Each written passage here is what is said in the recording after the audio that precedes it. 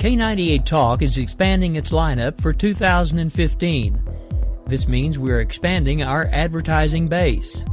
Whether you're a startup trying to push through to the next level or an established business trying to supplement your advertising budget, web-based advertising is a solid investment. Thanks to Talk's newest partnership with TuneIn Radio and instant access to our sister station, K98 FM, we give you worldwide access at a reasonable cost. Interested parties should email us at advertise@k98talk.org.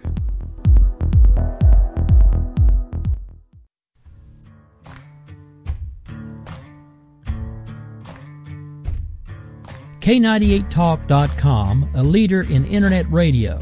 So grab your seatbelts and take the ride of your life on K98talk.com.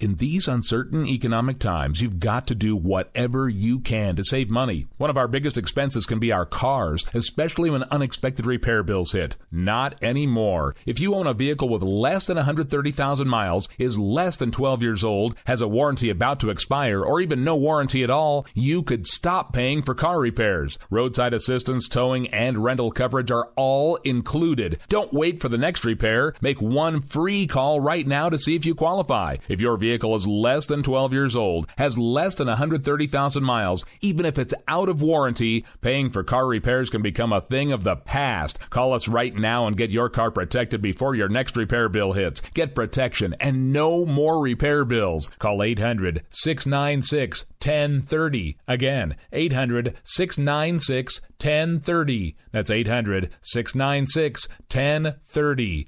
800-696-1030.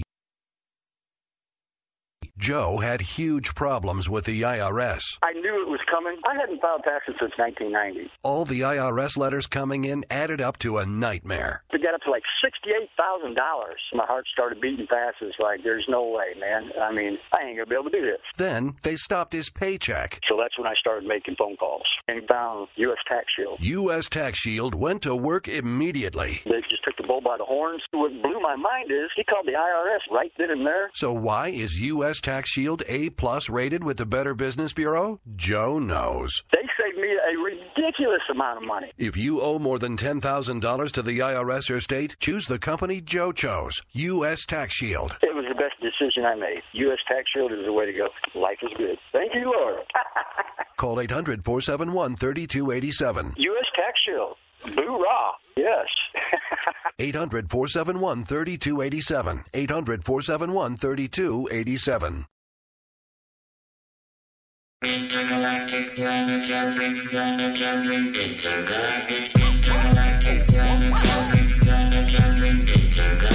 Welcome to the podcast you've always wanted. It's The Right Angle with Bill and Leslie.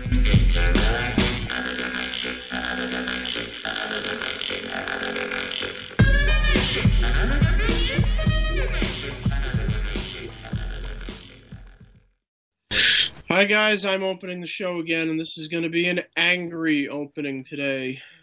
I'm Bill. This is Leslie. Billy, you got to do the well now. Nope.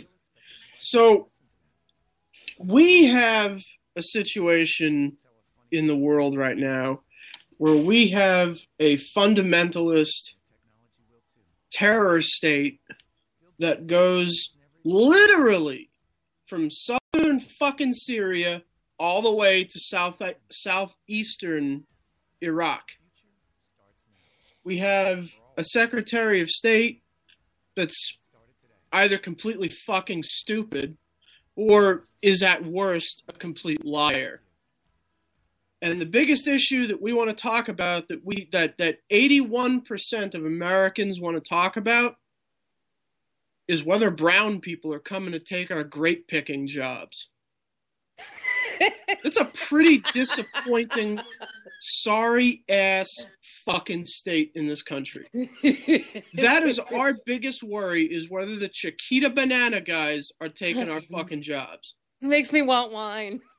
I know. But you know what?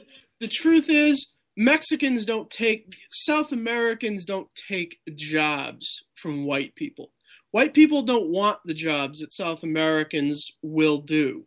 So everybody who has a 20-something-year-old kid who's sitting in your basement right now while you listen to this, smoking some fucking dope and playing Call of Duty, drinking a Mountain Dew, Baja Blast, while he eats Taco Bell, don't give me that bullshit that the Puerto Rican that sold him that friggin' burrito is taking a job that your kid would otherwise want.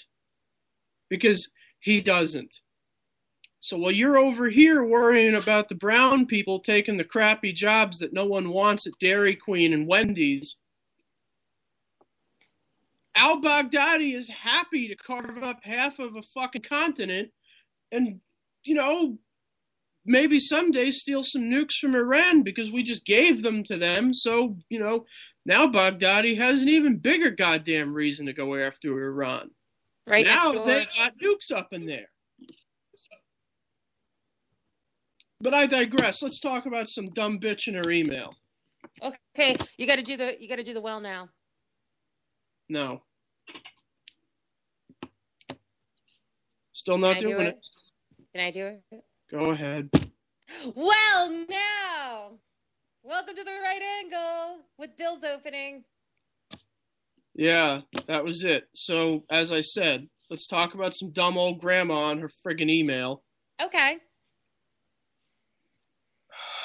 Or as I like to call it, Hillary Clinton's struggles with basic fucking forms of technology. It's basic technology and basic sort of household administrative tasks, I'd say. Hillary Clinton's continued struggles with basic internet usage. How to forward. You know who Hillary Clinton is? She's that stupid asshole at work that hits reply all to emails. 900,000 people on it from your desk. She's that guy. Don't be that guy. This reply all. This was a great message, Chelsea. Well, not Chelsea. That's her daughter's name. Whatever. This was a great message, Diane Kelly. Reynolds. That's her daughter's name. Her daughter's covert name, Diane Reynolds. Okay. This is a great message, Diane. On your way back this way, could you please bring me an iced tea? Oh, and remember, when I leave the house tomorrow, remind me to bring some more teacups from the house. Remind me to bring some teacups from the house and also to bring the list for my party. And by the way, could you just erase every trace evidence that my last 50 emails were classified and permanently delete them, and don't forward them to anybody. Thanks. Oh, and that shit that's sitting on top of the table by the breakfast nook? Yeah, just go ahead and burn that stuff. That stuff that has the red letters on it that say top secret, Right. And if you smell anything foul, to sterilize Jewish people, just go ahead and burn. If you smell anything foul when you go to the very back closet in the office, the closet's that's locked. just that guy. If you smell anything there, just ignore it. We'll be getting maintenance this weekend to take care of it. Please ignore it. Don't call any law enforcement whatsoever. We'll take care of it. That's just Vince Foster. He ain't been right since the 90s. He ain't smelled right since the 90s. So, yeah. So, what a day. Your candidate, Democrats. No, seriously, here are the two options that Hillary Clinton has. She's either a complete blithering moron who struggles with the simplest forms of modern technology that would, not present challenges to a 5-year-old, or she's just a liar and a really terrible one. Those are the only choices they have at this point now. I think it's an and/or. Well, it could be both, I suppose. Yeah. Just saying. Okay, can you catch up the listeners to what the news is about the new emails and the new nonsense today? They released 7,000 emails last night. Most of them were stupid, as is always the case. One of them was very funny, though, however, which caught my eye. It was an email from Huma Abedin. No, it was an email. It was an email from Huma Abedin to Hillary Clinton. And if I go into my photos, I can pull it up for you. Here we go. Your email must be back. Yeah, it's from Huma Abedin to Hillary Clinton. Your email must be back. What happened is Judith sent you an email. It bounced back. She called the email help desk at State Department, I guess, assuming that you had a state email, and told them that. They had no idea it was you, just some random email, so they emailed you about it. Sorry about that. So basically, this woman tried to email Secretary of State Clinton. The Secretary of State! Yes. Tried to email the Sec State. The email bounced because her private server was on the lam or something. It was trying to escape its own jurisdictions. I don't know. Trying to burn its own hard drive platters, maybe. Mm-hmm. And this lady, Judith, had sent her an email, and the email bounced back as undeliverable. So this lady did the really stupid thing of sending an email to the State Department. State Department, silly me. She sent an email to the State Department's. I did not say that. She sent an email to the State Department's IT guys, their Geek Squad guys, and they were like, "Who the fuck's email address is this? Like, what is this? I don't like. What do I care? Why are you even emailing this person? Like, is this government business?" And she was like, "Oh no, that's Hillary Clinton's email." And they were like, "Well, what?" Like, yeah, she doesn't have a State Department email address. It's been 2 years now. It's just unbelievable. And that's how the IT help desk at State Department learned, apparently, allegedly, that Hillary Clinton had her own server. I don't because know of a bounce if back that she email. had her own server at the time, but they may have realized that they must have immediately realized that she was using private email. Okay, she was using her own email. Yeah, but I mean, it's kind of, for those guys, it's kind of not a far leap for them to figure out where that's routed to. It's a government job, though, so that's assuming that they actually. That's assuming they actually tried. It's assuming they cared. That's a good point. Good point, Billy. Yeah, that would so a government employee to be proactive. That's kind of the big shocker to me that in terms of this topic that we're talking about this week is that IT help desk deal. It's like, are you kidding me? Yeah. Here's the other really kind of shocking thing that I read at thefederalist.com today, and you can too. Go there. And you can too. There's a story by Sean Davis at the Federalist, and he basically compared the header. He looked at the classified headers on the email. One of these emails they had released, I guess, yesterday. And it, as is the tradition, documents go in and out of classification, and after a certain period of time, it's like a set expiry time. Like after a certain amount of time, they go poof and they're declassified, and that's it. And so he looked at the date, and he was like, wait, this doesn't make any sense. So it turns out that this email, now she's been making this claim pretty stringently now, that she neither sent nor received any classified email. And that was marked classified at the time, right? Correct. Now, Ambassador John Bolton made a really great point today on Fox, which was that when you receive email in a government position like this, what's classified. Like, discussions between nation states and stuff like that, matters of diplomacy. Like, even though they're not explicitly like classified, they're implicitly classified. Like, that these things are just classified. by they don't have to tell virtue you of your position in government. know what information is classified, even if the actual document you're looking at isn't marked such, right? Correct. I mean, I don't know that for a fact, but I would say that. Well, I think that's what he's saying, though. What the ambassador seems to be saying is that it's just sort of a tad common sense. Like, if you read it, you know what it is.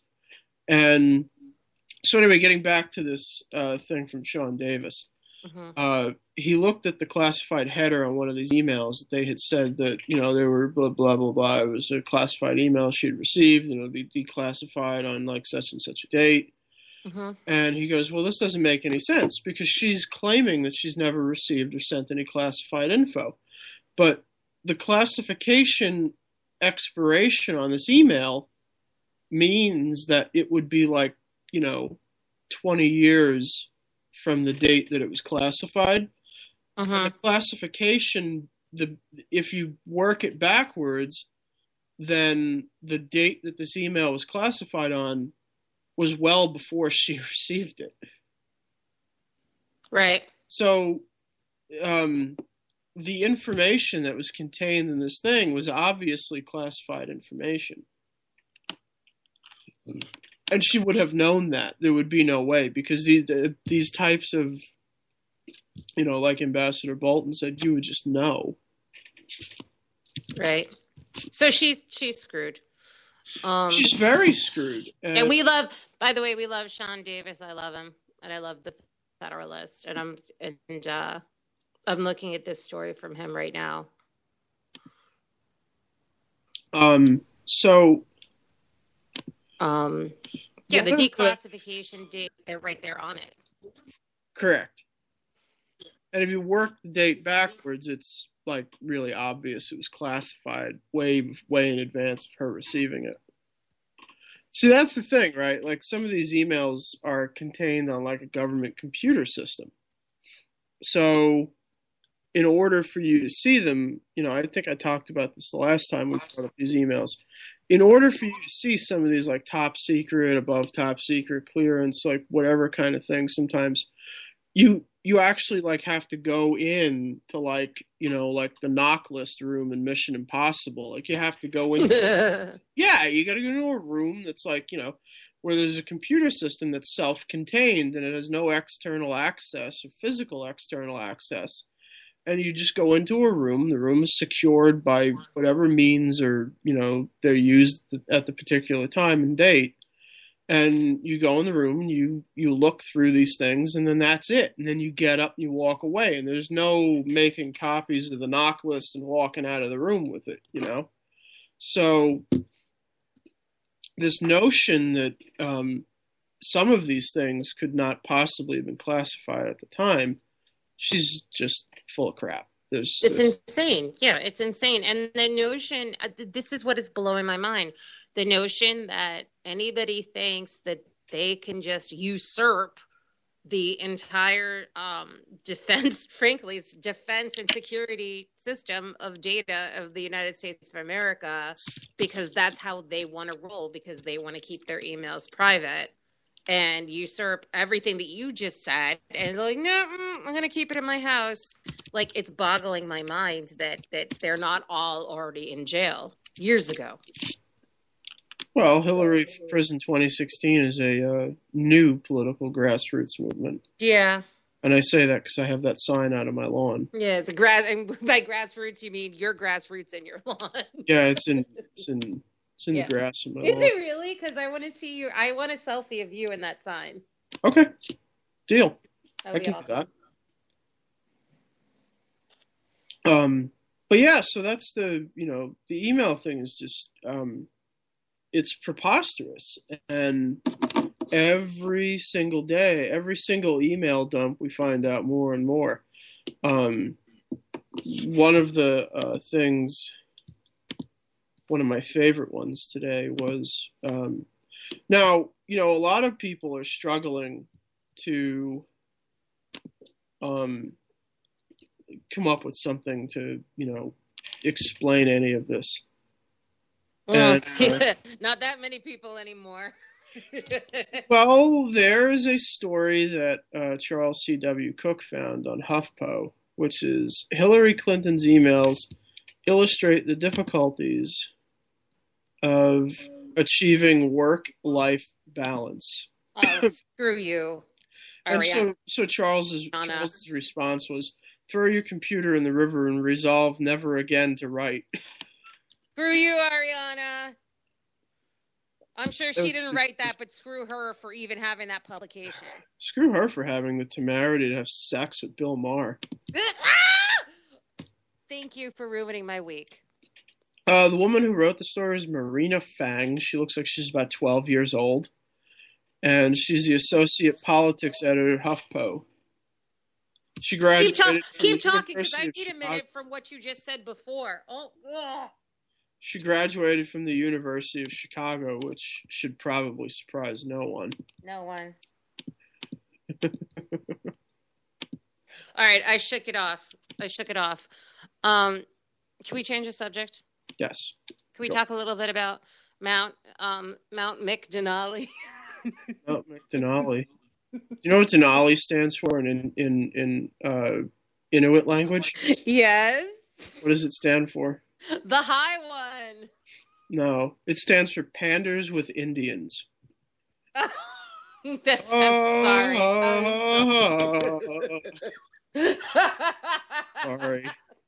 Sorry. Sorry, not sorry. I'm really not sorry. I have me jumped the gun on Twitter. hate pale-skinned men, but me sure like his fire water. Okay, I promise that's the last joke. No, it's not. Okay, I've been a little knee-jerk on Twitter the last few days, which I'm not a fan of knee-jerks, so I apologize for that. But one of my knee-jerk Twitter reactions was the news yesterday or whatever, Sunday, that the president renamed Mount McKinley, the highest mountain in the United States, and part of a national park, to Denali. Who was it that I learned that news from, Bill? I believe it was from me. Yes, it was from you. And I went off on a joking rant. I made some jokes on Twitter because I felt like this was just another unilateral, I'm the emperor, I'm the pharaoh move by the president. And there was some pushback at me about it. But I got to say, I sort of maintained my position about it. What say you, Bill? It's brave to be wrong. You should know. Yes, I know. I think that, first off, who the fuck cares? Like, it's a mountain. I don't really care. I would much rather that he name every national park after some dead Indian patron saint than involve his fingers in global warming or trying to make us look like assholes internationally, or make deals with North Korea to give them food and money, and in exchange they give us smallpox blankets. I would much rather that he busy himself with abject stupidity than latent stupidity that actually hurts us. But you're saying that like it's a zero-sum game. You're saying it like he can only do one or the other, and clearly he can. No. Just leave him alone. He's fixated on boats and glaciers and mountains. Leave him alone. Leave it alone. Just leave it the way it is. Just leave it. He's rolling, as they say on Animal House. He's living in triviality. Just leave him there. Leave him. He's rolling. He's doing the thing that every, two-term last year president does. Stupid shit. So just leave him be. Yeah. With that said, this is entirely the fault of a Republican, because Lisa Murkowski is the one that's been literally crying to get this thing changed. Literally? For years, yeah. Okay, and Lisa Murkowski is who? A Republican senator from Alaska. Mm-hmm. And her Democrat butt buddy up there have been trying to get this thing changed since both of them became senators. And I don't know. Wow. Before that, it's been it's been attempted to change the name of this mountain since like 1960. 75. So it's not like Obama invented this thing. This has been around a long time. I would say, if anything, he's just guilty of smiling and going, yeah, I did that. No, not really, but, okay, I tell you, go play with a glacier. Go do that, have fun. Okay, now here's my rebuttal. I still have a problem with it. Yes, Ms. Murkowski pushed this through and somehow got it through the Department of the Interior, whoever the hell orders that. And sure, it was just in Obama's signature. And sure, they're like, hey, Mr. President, look at this. How timely. You're going up to Alaska to talk about global warming. And look, your legacy. What better legacy for the President of the United States to rename the highest mountain, the tallest mountain in the United States? So obviously, yeah, it was an easy peasy thing for him. It wasn't his idea. Easy for him to sign and take credit for, and, part of his legacy and whatever. I have a problem with it because it's a national monument in a national park. And frankly, I don't give a shit what the Alaskans think because it's a national monument in a national park. And Denali was the name that they were calling it for thousands and thousands of years. Who gives a shit what the government calls it? Let them call it what they want. Who gives a shit what the government calls it? I think there should be more of a process, more of an inclusive process to rename a national monument. So you want groupthink for it then?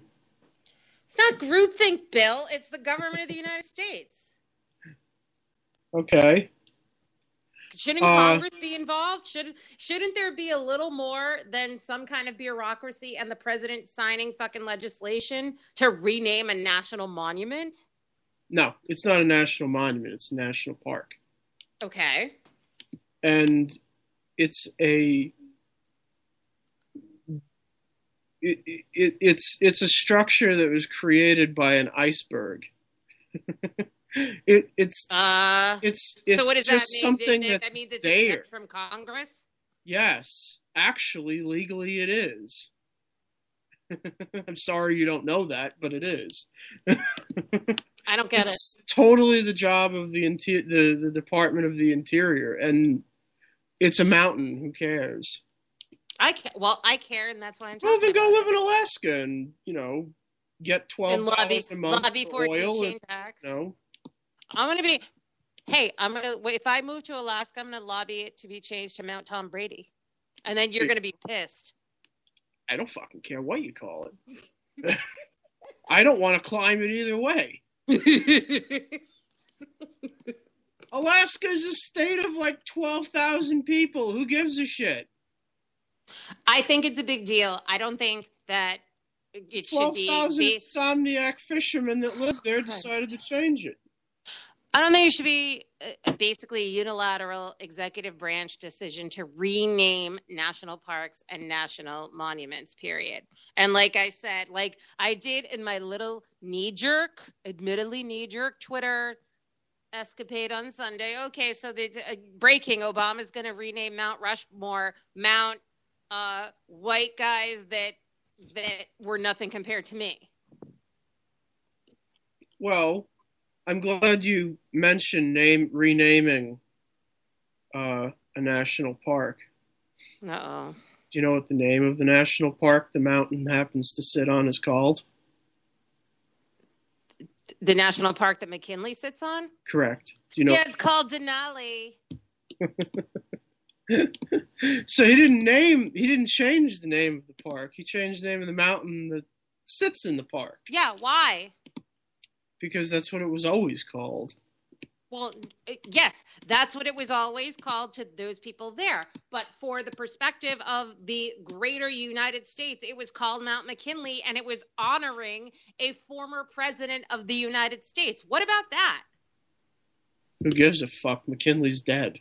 He wasn't even that great of a president. Okay, so once again, let's just friggin' sand off all the faces of Mount Rushmore because all those guys are dead, and he'll just rename it Mount Rushmore guys that were nothing compared to me. Trap. Sorry? Mount Rushmore was created entirely as a tourist trap. Its only function is to bring money to that state. You could call it Mount Assmore, and people would still go to see the faces of 4 dead men on a wall. I have no idea what your point is right now. Your point is that like it's somehow sacrilegious to change the names of things, but no, it's not sacrilegious, Bill. But you don't. Really but the point is, you don't unilaterally just change the names of national monuments. There is an entire. It's not a national monument. It's a national park. Washington Monument is a national monument. Excuse me, national park. Excuse me, language police. Well, language matters because you and I have the commonality of language. I wouldn't call you a broad. I would call you a woman. See, so there's a difference between... You've called me far worse. I have. And we've had discussions about why words mattered, haven't we? Just like Black Lives Matter. Oh, this is a great segue because there's a Summer of Black topic, isn't there? Yes, there is. Beach whale upset at dead cop thinks he deserved it. All right, hang on. Let's take a break, and we will come back with this. This could be the last chapter of Summer of Black. We'll be back in a minute. Put us on this reservation. Ooh, a knife. Took away our native tongue and taught their English to our young.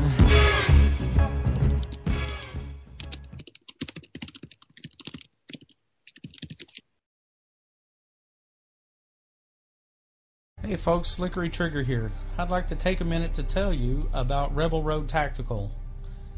As a defensive pistol instructor, I've had the opportunity to observe many different holster designs and configurations. And one thing is clear. Many of my students won't carry a pistol. Or worse, they'll carry one without a holster at all. Holster designers aren't making holsters for normal people. It seems that most holsters are either an expensive piece of gear designed for Rambo or a piece that doesn't fit or function the way real people need it to fit and function. So, like any good Texan, I decided to learn to form kydex and design one myself, one that would fit the needs of average people. The result is the Rebel Road Tactical CRT Modular. The CRT stands for Carry, Range, and Training. Its thin and lightweight curved design minimizes printing and is adjustable to fit just right for superior comfort and function. Check us out after the show at rebelroadconcealed.blogspot.com.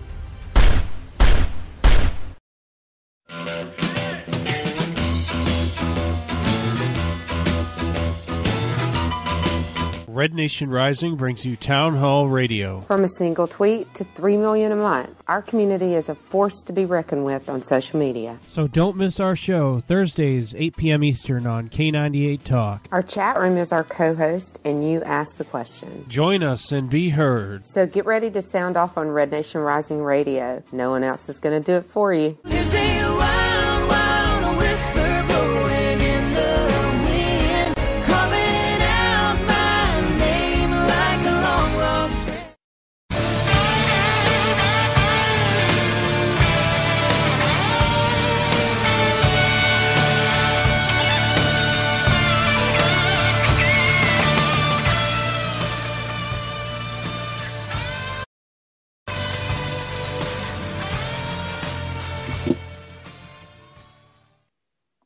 And we're back on the right angle with Bill and Leslie.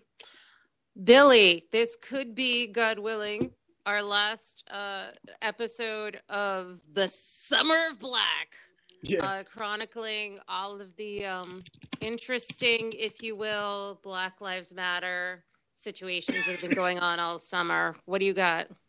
Weaselzippers.com/whale. Well, just look for it. You'll find it. Morbidly obese Black Lives Matter protester says slain deputy had pervert eyes. May have deserved execution. Oh my God. And this now I want to say that this is from a woman who says that he's pervy and weird looking. Meanwhile, she has more chins than a Chinese phone book.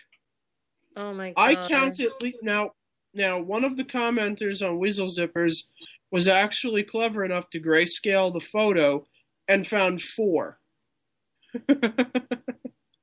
Oh my God. She can like hide food in that. I can't stop. I have nothing else to say besides oh my God. Here's the actual tweet that she wrote, which by the way she deleted. But someone really savvy, I think actually someone. No, it wasn't me. It wasn't me. I think it was actually Linda Suler who had actually grabbed it. I can't believe so many people care about a dead cop, and no one has thought to ask what he did to deserve it. He had creepy perv eyes. ... Let me go eat a bag of Doritos. I'm pretty sure you made that last part up. I did. Okay. I feel like this is an anticlimactic end to the summer of black. So, all right. So basically some nut who happens to have a fitness problem or a gland problem was saying that poor deputy, God rest his soul, deserved to die. Is that the story? Basically, yes. Okay, that's gross. That's gross. What I think was more, I would say equally or more disturbing is the after very quickly following the deaths of the 2 journalists in Houston and the revelation that the killer was a black guy who seemingly had a racist, racial, whatever motivation. Those tweets that came out saying that they were asking for it. That was horrifying for me. Yeah. And I just want to point out a couple of really funny things about that guy, if there are any to be pointed out. Wait. What funny things about what guy? We're talking about murderers. Well, there are some funny things about him, actually. About who? The Houston guy? Flanagan. The Houston killer? No, the Roanoke guy, Vester Lee Flanagan. Sorry, yeah, Roanoke. Sorry, I don't know why I'm saying Houston. Sorry. Because the other one was from Houston. Okay. Vester Lee Flanagan went on everybody knows. The shooting in Roanoke, for me, by a man named Vester Lee Flanagan, really means to me that we should have a national conversation about what the fuck kind of name is Vester? Who names their child Vester? Like, you're raising a serial killer. You give them a name like Vester or Niles or Giles or Jeeves. I mean, you're pretty much guaranteeing that your child will be bullied their entire childhood and will be hung by atomic wedgies from the hook in their locker every day in high school. And not for nothing, but the middle name Lee for a man is not really good on odds for not being a murderer. Yes. All psychopaths have 3 names. Lee Harvey Oswald, right? Osama bin Laden, Vester Lee Flanagan, James Earl Ray, right? John Wilkes Booth. Barack Hussein Obama. John Wilkes Booth. John Wilkes Booth. Barack Melissa Hussein Harris Obama. Perry. Yes, there you go. All psychopaths have 3 names. All of them. They all have 3 names. Now, why that is, I don't know. Maybe it's God's way of helping us identify psychos. God's laying down the marker. I think their hair is usually the first tip-off that they're not quite sane in the head, but, you know. Oh, what about the hair? Sometimes it's oddly colored and decorated, some more festive than others.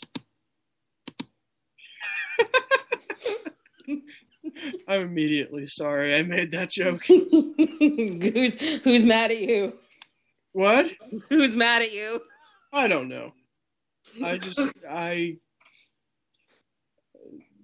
heard that this podcast sucks, and after doing this one tonight, Oh crap! I didn't even catch it. I didn't even catch the joke. God damn it! I am loath to disagree with them. Look, let me tell you something, Billy. I am bringing the suck here, okay? Let me tell. Well, now I have two things to say. First of all, if anybody brings the suck in this podcast, it is you. Okay, well that's. Second of all, Bill, I will stand behind us and our podcast till the end of time. And if loving me and you is wrong, I don't want to be right. Okay. I'm very proud of the work we do here. I'm immediately embarrassed of it after I say things, just like I did 5 minutes ago, but however. Nope. I am proud of the work we do every single Tuesday night. I don't know. That joke might come back to haunt me later. I thought you were talking about Trump. I don't know what you're talking about. You're talking about Trump. Oh. Yeah. Oh, yeah. Yeah. Yeah. You're talking about Trump. And which brings us to the topic that I really wanted to talk about tonight. How do you prepare for the Trumpocalypse? And this is something that I'm very, very serious about. I'm starting to get scared. I was, very boastful and very bold over the last several months on Twitter and in my, social life, on Facebook, saying, don't take Trump seriously. Don't stop conservatives, stop taking Trump seriously. He's not a conservative. And, my mother, God bless her, she listens every Tuesday. Hi, Mommy. We were out for her birthday a couple weeks ago. She's a big Trump fan. Leslie, what are you going to do when Trump wins the nomination, or if Trump wins the nomination? I said, Mom, and she goes, if Trump wins the nomination, will you vote for him? I said, Mom, if aliens land in your front yard, will you make baklava for them? Because it's an impossibility. It's an impossibility. I'm starting to get scared that it's what if it happens? Billy, how do we prepare for the Trumpocalypse if Trump wins the GOP nomination? In the words of Dr. Julius Hibbert, famous physician, fire and lots of it. Well, you'll light me up, I'll light you up. What do we do? Arsenic is coming back in. Yeah. What was that thing that Hitler did before cyanide? Yeah, we could do that. Do like a cyanide thing. It's not funny. I'm not a suicide kind of girl. This is not funny. Okay. Let me tell you my plan. First of all, food storage. Okay, I'll buy some seed banks and some of the, whatever they sell on the Blaze. I'll buy some of those. Store up some water. And I think I am starting right now to steel myself toward writing in like my first write-in candidate for president ever. Because even if it's Trump Biden, Trump Sanders, Trump Clinton, I don't think I can vote for him. I think I have to write in a candidate. I have to write in like SMOD, Sweet Meteor of Death. Write in D's nuts. Sorry, I had to. I didn't know. I'm not crazy about that candidate either. Yeah, especially since he's 14. If you're going to write it anyway, it doesn't count. Well, that's probably true. Billy, who would you vote for? I'm still going with injecting some. I'm gonna inject some cyanide into some stool softeners and take them, and then. So you're saying you refuse to live until the election if Trump's No, nominated? I refuse to live if he wins. And if I do, I want to shit my pants in a blaze of glory if it happens too. Okay, but the that took me a minute. Telling you. But at the election, if Trump wins the GOP nomination, who will you vote for? My own funeral. I'm 100% serious. If he wins, if he actually wins, I will kill myself. Like, I have no. This is not funny. Country. I'm not trying to be funny. I'm being serious. I have no desire to live in this country if he wins. He can move, playa. Where? Venezuela. Good. Then I can get sampled like an 85-year-old lady waiting for food. Socialism. Belize. Yeah. Until the Contras find out about that country. Right. That's the thing. We'll be like refugees. We'll be like chasing. Dude, this would be an awesome drama. We could be like escaping the wave of socialism, like overcoming the world, and we'll just be like one step ahead of it. But yes, so yeah, this is the thing. This is what bothers me. I feel like this is what people need to start coming to terms with. Now, and here's the problem. Now I feel like an asshole. As I'm thinking about this, I'm like, oh my God. Am I the asshole that I thought all the libertarians were in 2012? No, when all those fucking libertarians were like, no, I won't vote for Romney. Romney's too established. I won't vote for Romney. He's not conservative enough. Blah, blah, blah, blah, blah, blah. Those assholes. Am I now that asshole if I say I won't vote for Trump if he wins the nomination? I think that people who say things like I won't vote for so and so because they're too establishment, or they're this or that. I think those people are mentally ill. I really do. The establishment, the base, whatever you want to call it, rhinos. Those people are 95% of the Republican Party. You guys are the minority. Shut up. Shut up. Go listen to Limbaugh and shut up. Limbaugh supports Trump. Oh, he's even stupider than I thought. All right, yeah, so take that back. Fuck. Go listen to Mark Levin. Mark Levin supports Trump. See, this is one of those times we wish we could edit the podcast. This is where we wish we could edit the podcast. But this is my point, Bill. And I'm not saying, quote, I'm not even talking about, quote, establishment or, quote, rhino or whatever. I don't want to vote for Trump because Trump, like, let's forget about all the clown show shit. His policies aren't conservative. And I don't believe, even if he were totally even-keeled and not a fucking nut, I don't believe that he would govern as a conservative. So I don't want to vote for him. Does that make me the same asshole that these libertarians were who didn't vote for Romney? Yes. In 2012? Yes, it does. Okay, great. It does. Great. I was not, well, I'll tell you a story. I didn't want to vote for that guy that ran for Senate in New Jersey. What was it, 3 years ago, 2.5 years ago? That guy that had like Sarah Palin come out and support him and stuff. The guy who was like blind or something. Remember who I'm talking about? Kind of. I can't remember his name, but he was a total jerk off. I mean, the guy was a jerk off from the beginning, like from the word go. And there was no chance in hell that this guy was ever going to, like, it's like they dredged up the most neocon scumbag that they could find in the entire United States and tried to run him as a senator in New Jersey, one of the bluer states in the country. And it was the stupidest fucking thing I've ever seen in my life. And I voted for him only because he was the red candidate. Because my other choice was Cory Booker. And he's a... Well, you know what Cory Booker... We all know. Don't even start. We all know. You know? So, I mean, I voted for that guy. He was a total stooge, but I voted for him anyway. Right. God, what was his name? I don't, whatever. It's better that we don't remember.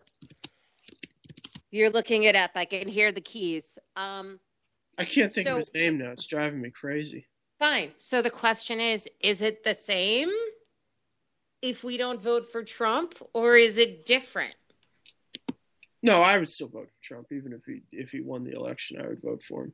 So you're saying, oh my God. So wait a minute now, Bill O'Keefe, you're saying right now on our podcast that if Donald Trump is the GOP nominee, you will vote for him for president. You have to vote for him. That's how it works. I mean, what's your option? What is your option? This is my point. This is my point. I don't think I can. I could easily vote for him. Like I said, I voted for this guy, and I can't remember what the hell his name was. Wow. I don't think. God, this guy was he was like the mayor of Linden or something. What was his name? Steve Lonegan. That's it. Steve Lonegan. Oh my God, what a terrible candidate. Just terrible. And I voted for him, but it's how it works. You know, somebody wins the nomination of the party and you vote for them. That's just this whole bullshit that you stay home and be a for Christ's sakes, Bill, usually the person that wins the nomination of the party is a fucking Republican. Well, and actually says they're going to govern like a Republican. Well, I would say that most people who are elected to office as Republicans don't govern that way either. And I would argue that Reagan was a fluke. I mean, look at George W. Bush. He was a terrible president. Terrible. Yeah. Expanded the federal government tremendously. Well, you're not really turning me on to vote. You're not turning me on more to vote for Trump. I'm just saying. I mean, the problem with Republican politics of the last, 35 years has been that everybody gets compared to Reagan. It's like trying to compare people to Jesus Christ. You can't do it. There was one, and they nailed them to a 2x8. You can't. It doesn't work that way, and that's what everybody has sadly suffered from the last 30 years.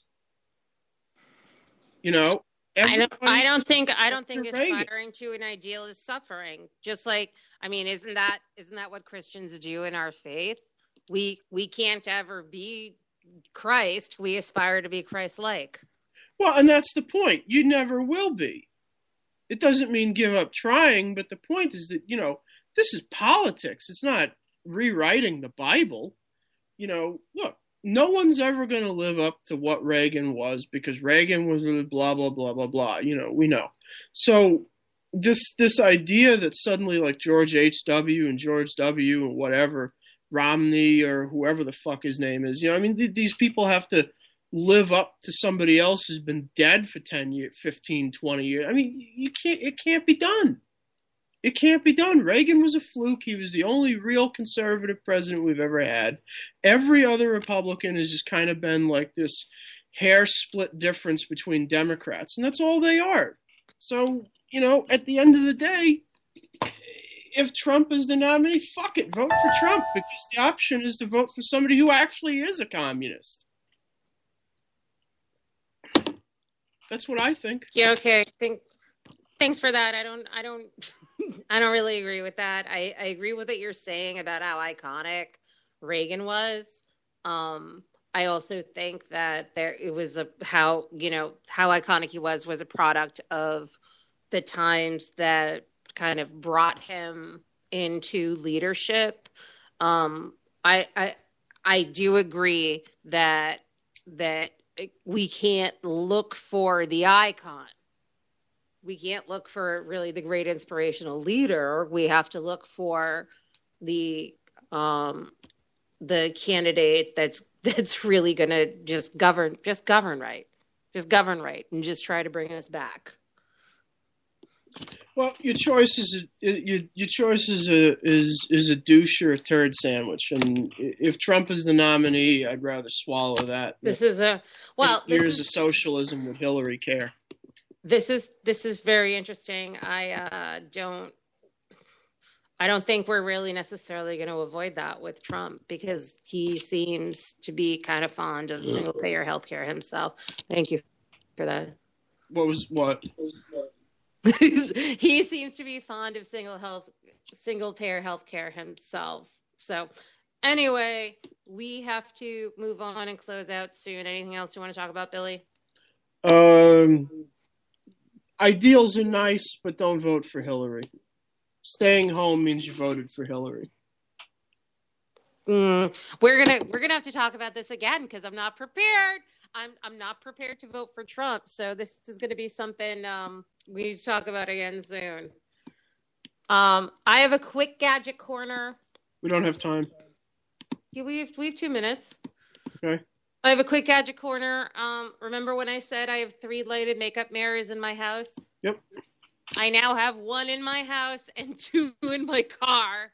Going back, Simple Human lighted sensor mirror is the bomb.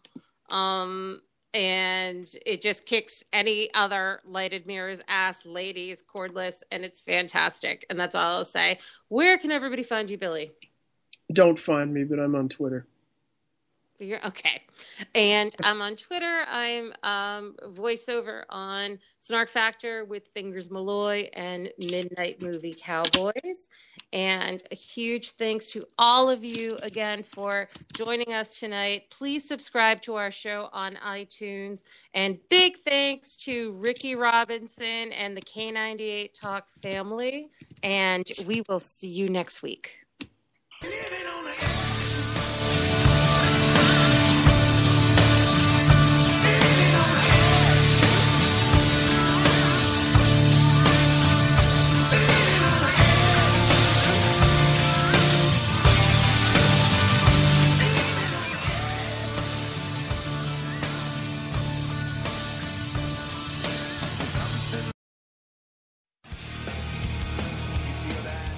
This is JD. And this is Stacy. Join us Tuesday nights, 10 p.m. Eastern, for Game On. Remember, lock up the children and the old folks. Game On, the home of libertative conservatism.